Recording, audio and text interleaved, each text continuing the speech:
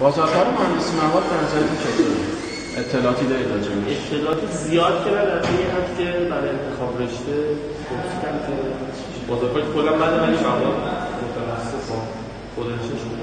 نه چند حقیقتش من از آشنایی که میپرسم به دانشجو سال‌باله میگن که کارش بد نیست ولی باید خیلی خوب عمل خواب باشی. بعد کسایی زیادن که درسشون خیلی خوبه، توری بلدن اینا، ولی وقتی تو کارگاه میگن مثلا آقا به این قطعه رو در بیار بلد نیستن.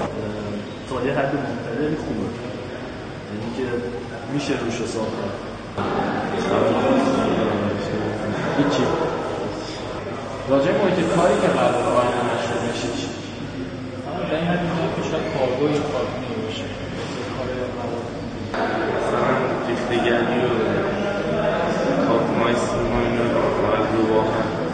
بله، یعنی خواستم که انتخاب رشته کنم، حالا میدونم که مهندسی مواد مناسب من چون خیلی کار دستی دوست دارم، یعنی دوستم که برم مثلا تو کارگاه کار کنم، بعد کلا این فعالیت اینطوری، بر همینم که رشته مواد واقعا مناسبه. بیشتر مثل کارخونه کار دوست هنگامی که شما درس می‌خونید یه جایی هم مشغول بشید که کارش مرتبط با رشته باشه دقیقاً و یه تجربه‌ای رو کسب کنید برای آینده‌تون.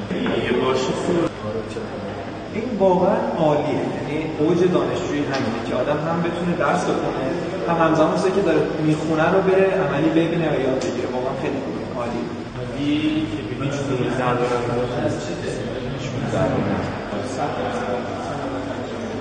اسم ایتوه سال گوشه بود خورده؟ نه نظرتون راجع به طرحی که اینا همه رو در کنار هم داشته باشید؟